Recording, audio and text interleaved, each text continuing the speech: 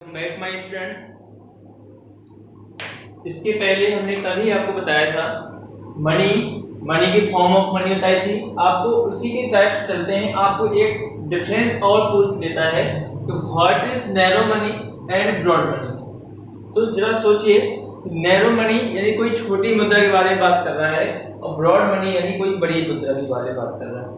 अब छोटी मनी है बड़ी मनी है कुछ समझ में नहीं आया, तो ये समझते इसको कैसे क्या कह सकते हैं इसको। सबसे पहले नैरो मनी एक वह मनी होती है जो कि छोटी, एक हम लोग उसको नॉर्मली यूज कर सकते हैं। Like as it is based upon medium of payment. क्या होता है कि ऐसी मनी जिसको हर कोई बहुत आसानी से एक्सेप्ट कर लेता है as a medium of payment which is commonly accepted as medium of exchange. It includes, अब इसमें क्या क्या है, जैसे हमारी कोई कैश हो गई, हम किसी को भी जाकर डायरेक्टली पे कर सकते हैं। और इस प्रकार की जो भी मनी होती है जिसको हम डायरेक्टली पे कर सकते हैं, लोग बहुत आसानी से बिना किसी हिचकिचाहट के एक्सेप्ट कर लेते हैं, उसको हम नैरो मनी की कैटेगरी में रखते हैं। इट इंक्लूड्स, इसमें सारी इंक्लूड्स यानी करेंसी में जो भी कॉइन्स प्लस पेपर करेंसी होती है वो सारी की सारी इसमें आती है, प्लस साथ में जो हमारी डिमांड डिपॉजिट्स यानी जो मांग जमाएं डिमांड डिपॉजिट्स जो हमारे पास रखी होती हैं वो भी हमारा इसी में आता है नैरो मनी। यानी अगर हमारे पास कुछ भी पैसा है, इसको हम किसी के यहाँ एक्सचेंज करने के लिए नहीं जाना पड़ेगा। आपके पास है, आप किसी को भी दे दो, वो आपका आसानी से एक्सेप्ट कर लेगा।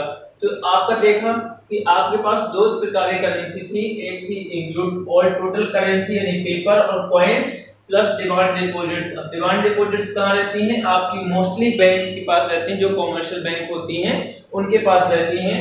तो आपका इन दोनों को अगर ऐड करते हैं तब आपकी क्या होती है, वो नैरो मनी कहलाती है, छोटी मुद्रा, सूक्ष्म मुद्रा भी बोलते हैं इसको। अब आते हैं ब्रॉड मनी। अब ब्रॉड मनी का हम थोड़ा सा पढ़ेंगे, थोड़ा सा और ब्रॉड होगा। ये हम इसको देखते हैं मीडियम ऑफ एक्सचेंज। ये हमारी कब यूज होती है? किसी भी पेमेंट को करने के वक्त या किसी वस्तु को एक्सचेंज करने, कमोडिटीज को एक्सचेंज करने के दौरान नैरो मनी की यूज करते हैं। बट ब्रॉड मनी का हम यूज बहुत डिफरेंट तरीके से करते हैं। जैसे पहला है it is based on store of value. Broad money होती है उसको हम स्टोर करते हैं यानी कुछ समय के लिए रख लेते हैं और काफी समय बाद भी उसको यूज किया जा सकता है। It has a high degree of moneyness is broad money। जो ब्रॉड मनी होती है उसकी हाई डिग्री होती है और साथ में जो इसकी मनीनेस जो क्षमता होती है मुद्रा की वो बहुत ज्यादा होती है। और साथ में देख सकते हैं कि ये एक हाई डिग्री की वैल्यू होती है। अब बोले सर ये हाई डिग्री क्या होता है? तो हाई डिग्री का मतलब होता है कि आपको इसमें कैशलेस पेमेंट हो सकता है। कैशलेस का मतलब यहाँ पे बिल्कुल ऐसा नहीं कैशलेस, कुछ ऐसे ब्रॉड ट्रांजैक्शंस होते हैं उसके लिए हम कुछ डिपॉजिट्स होती हैं बैंक्स में या सेविंग डिपॉजिट्स होती हैं, जो भी हमारे पास एफडी वगैरह होती है, सारी की सारी जो भी मनी होती है आपके पास, भले बैंक के पास हो, टाइम डिपॉजिट हो, सेविंग डिपॉजिट हो, डिमांड डिपॉजिट हो और करेंसी हो, यानी इसमें जो ब्रॉड मनी होती है उसमें नैरो मनी और साथ में सेविंग डिपॉजिट्स, टाइम डिपॉजिट्स। अब टाइम डिपॉजिट दो जगह होती है, एक बैंक के साथ होती है और एक पोस्ट ऑफिस में भी होती है। तो कहने का मतलब जो हमारे पास करेंसी थी वो भी आ जाएगा इसमें, डिमांड डिपॉजिट्स भी आ जाएगा, सेविंग डिपॉजिट्स भी आ जाएगा और टाइम डिपॉजिट्स भी आ जाएगा। अब सर डिमांड डिपॉजिट्स और सेविंग डिपॉजिट्स और टाइम डिपॉजिट्स समझ में नहीं आया, चलिए इसको हम बताते हैं। सबसे पहले हम पढ़ते हैं डिमांड डिपॉजिट्स क्या होती है। डिमांड डिपॉजिट्स की अगर बहुत हिंदी में पढ़े तो ये होती मांग, जो भी डिपॉजिट्स होती है इसको किसी भी टाइम पे हम निकाल सकते हैं यानी डिमांड कर सकते हैं। तो ये होगी आपकी डिमांड डिपॉजिट्स। यदि आप गए बैंक के पास किसी भी टाइम चले जाओ तो आपको पैसे दे देगी। बट एक होती है सेविंग डिपॉजिट्स।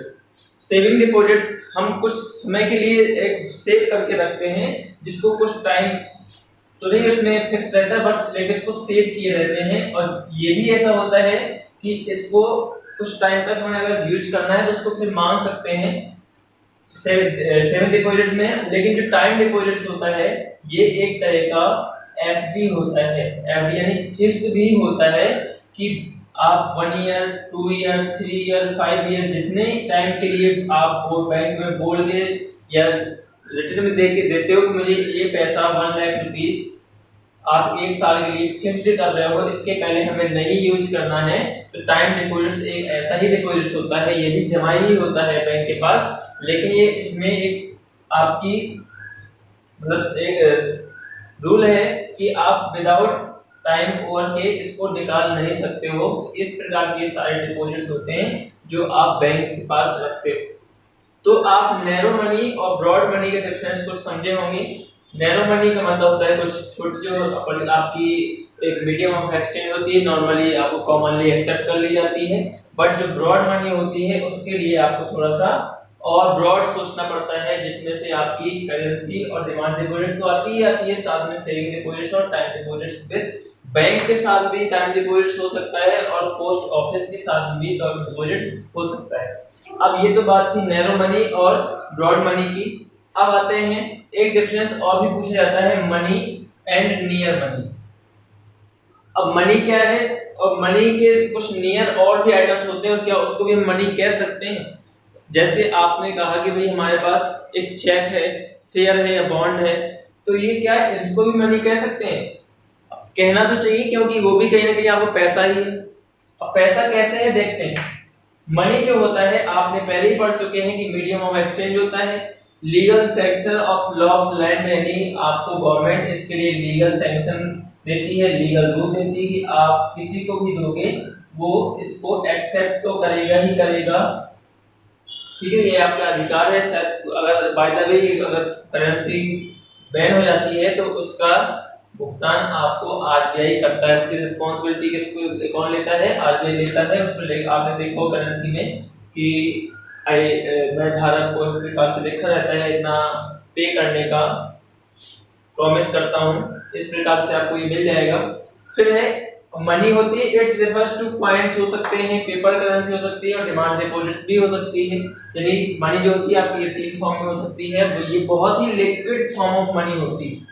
अब आपको इसके लिए कहीं किसी के पास एक्सचेंज करने के लिए नहीं आना, आप ये इतना लिक्विड फॉर्म है कि आप इस मनी को कहीं भी यूज कर सकते हो, आपको कोई भी प्रॉब्लम नहीं आ सकती। बट जो नियर मनी होती है इसको आप डायरेक्टली चेंज या लिक्विड फॉर्म में इसको नहीं कह सकते, इसको हमें थोड़ा सा एक स्टेज और आ जाता है, बट ये भी एक क्लोज सब्स्टिट्यूट ऑफ मनी कहलाता है, यानी ये भी बहुत एक क्लोज होता है मनी की।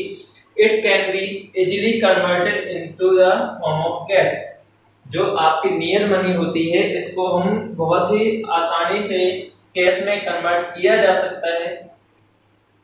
अब this is highly liquid assets, assets मतलब होती है वस्तु कि ये लिक्विड एसेट्स हो सकती है, यानी एसेट्स का मतलब कोई चीज हो सकती है जिसको हम बहुत ही आसानी से कन्वर्ट कर सकते हैं कैश में, बट ये कैश की फॉर्म में नहीं होती है। एक नियर मनी यानी ये कैश के बहुत नजदीक होता है, इसको आप चाहे जब बेच सकते हो। बट ये जैसे आपके पास सपोज एक लैंड है, लैंड को आप जब चाहे तब उसकी अच्छी कीमत या उससे बेहतर कीमत पे नहीं बेच सकते, लेकिन एक शेयर ये गोल्ड वगैरह एक ऐसी चीजें होती हैं कि आप जिस रेट पे वो चल रहा होगा मार्केट में, आप उसको किसी भी दिन बेच के आओ तो आपको फौरन बिक जाएगा, कोई दिक्कत नहीं होगी लेने मतलब सेल करने में। बट अगर लैंड होगी, इसलिए दोनों देखो एसेट्स है, ये भी एसेट्स है ये भी एसेट्स है। लैंड यहाँ पे क्या है, हाईली लिक्विड नहीं है, बट ये गोल्ड जो है आपका हाईली लिक्विड एसेट्स कहलाता है क्योंकि ये इजीली कन्वर्टेड हो जाता है in the form of cash. फिर है it can not be use directly medium of exchange. जो नियर मनी होता है उसको आप डायरेक्टली यूज नहीं कर सकते मीडियम ऑफ एक्सचेंज की फॉर्म में। तो आपने देखा कि मनी एंड नियर मनी का डिफरेंस आ जाता है, मोस्टली 3 मार्क्स क्वेश्चन आ सकता है, और ये भी आपका नैरो ब्रॉड मनी का 3 मार्क्स के क्वेश्चन ही आते हैं इस प्रकार से। तो आप इसको देखते हैं। और नेक्स्ट टॉपिक है आपका मनी सप्लाई।